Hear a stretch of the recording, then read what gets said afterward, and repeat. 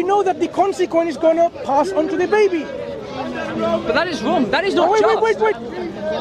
You can't just say, oh, because the child suffers, the child is made to suffer because of the actions of someone else. For Does that example, sound just? For example, Does a child suffering because of someone else's actions without any consent? The child does not consent. The child has no decision in that. The child did not say, "Mother, can you drink alcohol?" No, because it was in the womb. Just relax. Why is a child being punished like that? Why is a child being treated in such an awful manner because of another person's actions? That is not just. Justice. Did you consent to global warming? Did you consent to air pollution, water pollution? Did you consent to all these harmful X-rays and rays that's coming and causing you cancer? Did you consent to any of that? Firstly, for example, here. Are you going to let me respond to your question? Yeah, please do. Okay. Did you consent I to would any of that? firstly say, regarding climate change and anthropogenic climate change, I am part of that. Did you consent to it? Yes, because by being part of that, by getting on the train today, I contributed to greater greenhouse gas emissions. Nope. By me, yes, I did. By What is clothes, consent? I purchased these Let's clothes brand understand new, from the and very therefore root. I contributed to greenhouse gas emissions. What is consent? By using oil, I contribute to greenhouse gas emissions. I am consenting because I am part of that action. What is consent? When it comes to cancer, I'm not consenting to that. I'm not consenting to cancer, but I don't have a choice because I live as in a... look at that. I don't have a choice. That's the difference between consent and not having a choice. But no one here thinks cancer you got is it just. finally. No one here... Sorry. Okay, anyone watching who thinks cancer is just? No one thinks cancer is just. You know what you're doing? Because you're shifting the discussion. Instead of now talking about consent, you're now going to justice. Let's understand consent first. All of the things that you mentioned, ultimately what you're admitting now, I had no choice. I am being forced to live in a system like that. So you did not consent to it, you forced onto it. I did not consent to the ability for me to get cancer. But here's the thing. Sorry. I was born I'm not as an talking about organic cancer. organism. I was born as an organic I don't organism. see why. And that's how I know evolution is real. Because it doesn't work very well. It works reasonably well, but we have issues with it because it's come from different rays that comes from the sun or from our universe up there. But I'm not saying that's just. I'm saying that is not just. Sorry. You can't just make it into a just thing only without looking at the system. So now you have ozone layer being hole created in it and harmful. Human action. It's the humans doing it, of course. Yeah. Did you consent to that? Did I consent to it? No, I didn't. I was forced into it. But collectively we did. That collective action of using aerosols. Sorry, now you are now totally changing the meaning of the word consent. So now, for example, if a woman is raped because man overpowered her and she had no choice... That's not the case. Excuse me, let's understand consent. If a woman is being raped by various pervert individuals and they overpower her and she has no choice into that because she's been forced, is that her passive consent to this? That's not consent. Is this a passive consent? She is not consenting. Is this a passive consent? Not an active one. Is this a passive consent? No, it's not. Good. So if I am being bombarded with all these harmful rays and pollutions all over, am I consenting to this? Okay, so... Or am I being forced into it? When we think of consent... Do I have a choice or am I consenting? Can I talk? That's the whole idea. Okay. When we consider consent, it generally involves multiple people who have the ability to make decisions. We do not consider consent in the circumstances where people don't have the decision process. They don't have control over that. There is no responsibility. When we have consent, there is responsibility and there are consequences to our actions. That is what consent is. That's what we're involved in when it comes to consenting. Yeah? So, whereas someone can consent to sex, we don't consent to a catastrophic climate event. We don't consent to that. However, collectively, for certain catastrophic events, collectively, we have knowingly contributed to that. That is just how the world works. It's a huge difference between knowingly being part of the system and actively consenting. Sorry, I've got to take a phone call. It just keeps coming through. You have to be a little bit away if you're going to speak because all cameras are going to... Yes, that's fine. Right. So, what we're saying is, we haven't consented for any of this. We had no choice. The baby didn't consent to it. If the baby had the power to consent, I'm sure the baby will say, don't drink alcohol, Mum, because it's going to harm me. I agree. But the baby isn't consenting because 100%, firstly... we're in agreement. The baby does not consent. So don't bring now the whole thing about, the baby is suffering. A baby's not consenting to that. That is correct. But what I the was baby saying is was, suffering because of what? Something that is just is where you do an action and the consequences of your action are felt upon yourself. That is a just system, yeah? Exactly. Where you consent, you're consenting to something. I say, if I'm going to go up to someone and swear in their face, I am consenting to their response, whatever that be, because I've taken that action and I'm responsible for whatever they do. You love because to I've read. caused that reaction. A baby has not done that. Sure. A baby who was born to a mother had no control over that. That's what we're saying. And that is not just. Would a God, somebody who's kind, somebody who's compassionate, would they create a system where somebody who has no choice, who has no ability to consent, who has no responsibility for their action, should feel a serious consequence of Let's go back to the system. Well, I would say no, that is not a just system. Okay, let's understand justice. Let's Justice. If there is no unjust action, would you understand what just is?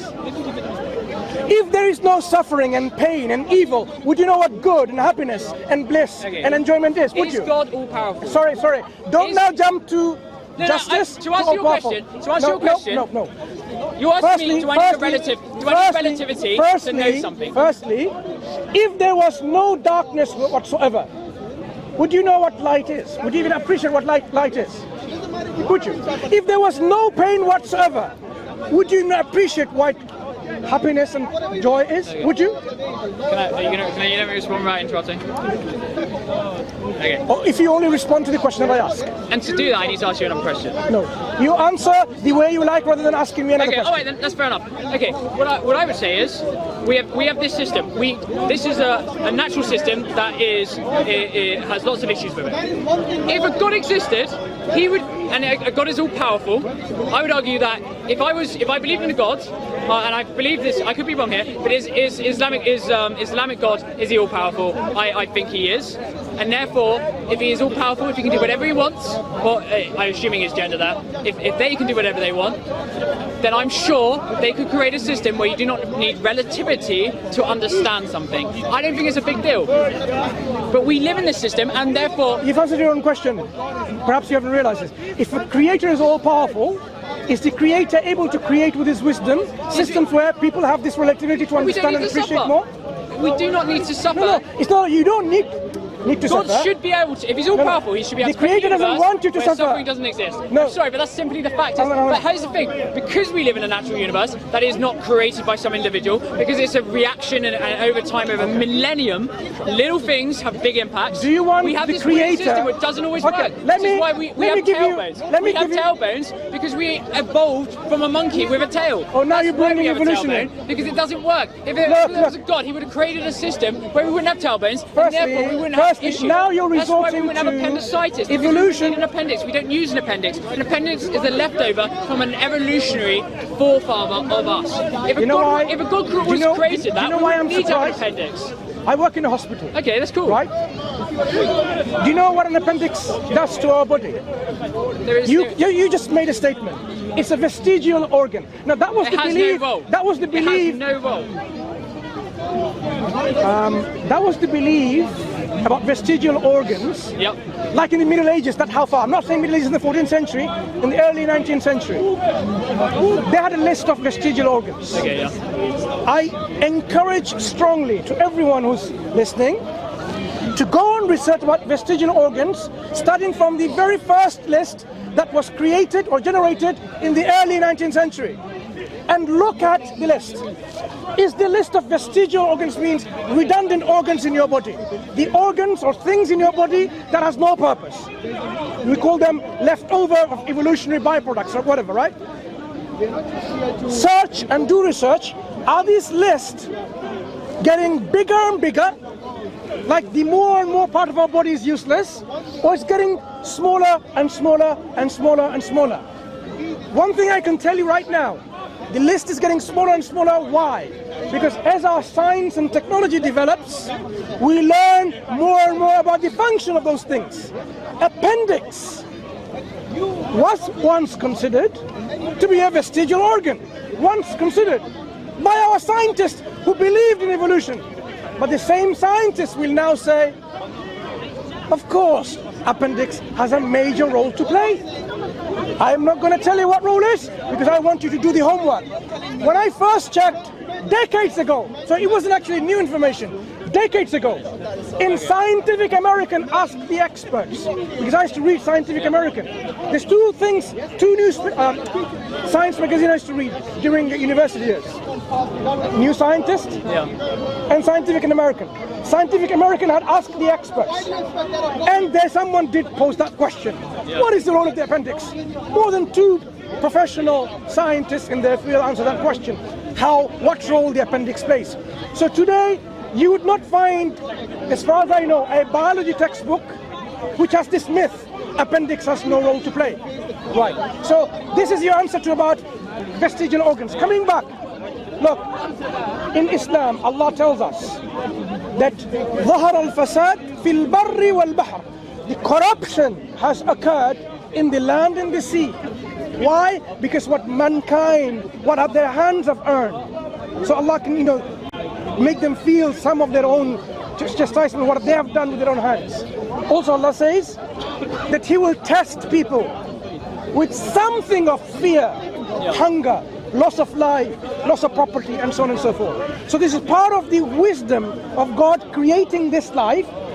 This life, God that we believe in, a just God, did not create this as paradise, in which there is no suffering. I can see. I know, but I want to quickly answer this. You will go there. I'm not going to take minutes, maybe a few minutes. This life is not life utopia created by God. It is a transitionary period in which we will be tested in what we believe and what we do. I understand your position. And the thing is, when we end up in a destination, there will be a place of happiness when there will be no suffering. So God created for this wisdom from God. We God need has created this to understand the good and the bad. Do you know why this good and the bad? But at least this point, we have been given freedom of choice, free will. We have been given free will means some people will use it wisely and some people would not. 100%. Those who would not, they will create suffering. They will do evil.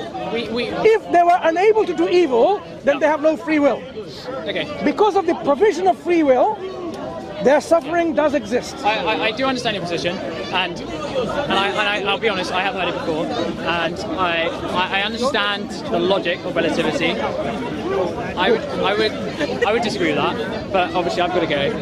But what I think we both share is the fact that we both agreed earlier that we should try and live our lives respecting others, reducing the suffering that our lives have on others. And I think whether you're Islamic, whether you're vegan, or whether you're even Christian or whatever, as long as not just animal life, right? Human life too. I consider us all animals, so I agree. As long as we respect people in Palestine, people in China, people in Kashmir, wherever people are suffering, irrespective of their language, of their color, of their race, of their religion.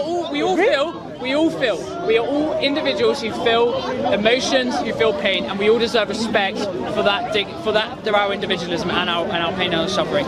And I think if you do that through Islam, and if I do that through veganism, then I would hope that if there is a God, and I know you believe in no God, and if I wish we could continue, but you have to go. I understand that, but I think we both have a very similar outlook, but we've come to the same conclusion in a lot of things from a different route. And I think that's really a really beautiful thing of life, that we can come to the same conclusion, but from very different journeys.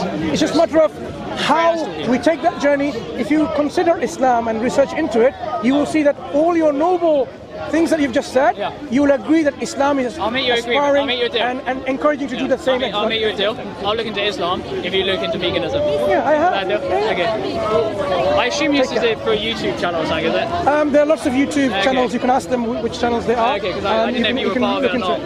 But people just record. You come here and people record it. Okay. I want to look it up. I want to see. Okay. You can tell him which channels you're recording to, so he can reflect back.